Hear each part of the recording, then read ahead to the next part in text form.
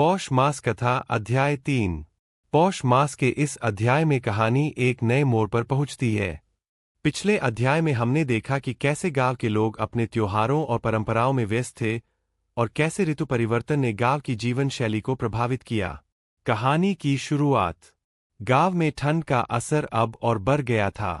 बर्फ की हल्की परत ने खेतों को ढक दिया था और लोग आग जलाकर अपने घरों को गर्म रखने लगे थे।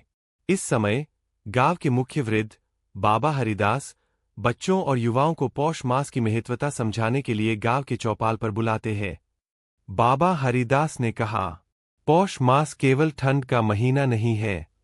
यह वह समय है जब हमें संयम, तपस्या और सामूहिक भावना की याद दिलाई जाती है। यह समय हमें सिखाता है कि कैसे विपरीत परिस्थितियों में भी धैर्य और ध्येय के प्रति निष्ठा बनाए रखनी चाहिए। गांव में संघर्ष और एक नई चुनौती। जैसे जैसे दिन बीतते हैं, गांव में एक नई समस्या उभरती है। गांव के पास बहने वाली नदी का जलस्तर अचानक घटने लगता है। खेती के लिए पानी की कमी होने लगती है और लोग चिंतित हो जाते हैं। गांव के युवा रामपाल और माधव नदी के पास जाकर देखते हैं कि नदी के जलस्तर में कमी एक प्राकृतिक वजह से नहीं, बल्कि पास के जंगल में कुछ लोग अवैध रूप से पेड़ काटने के कारण हुई है। रामपाल कहता है, हमें गांव के लोगों को जागरूक करना होगा।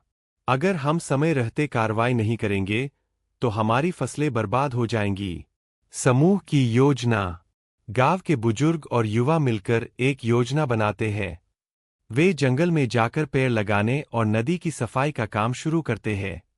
इस काम में गांव के सभी लोग, बच्चे और बुजुर्ग एक साथ जुट जाते हैं। बाबा हरिदास कहते हैं, देखो बेटों, यही पौष मास की सच्ची सीख है।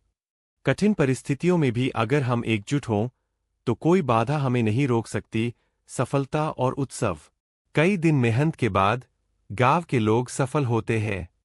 नदी का जलस्तर बढ़ता है, खेतों में फिर से हरियाली लौटती है और गांव के लोग अपने उत्साह और मेहनत पर गर्व महसूस करते हैं। इस अवसर पर गांव में एक बड़ा उत्सव मनाया जाता है। लोग न केवल अपने काम की सफलता का जश्न मनाते हैं, बल्कि पौष मास के महत्व को याद करते हुए प्राकृतिक संसाधनों के संरक्षण और सामूहिक सहयोग की महत्ता को भी समझते हैं।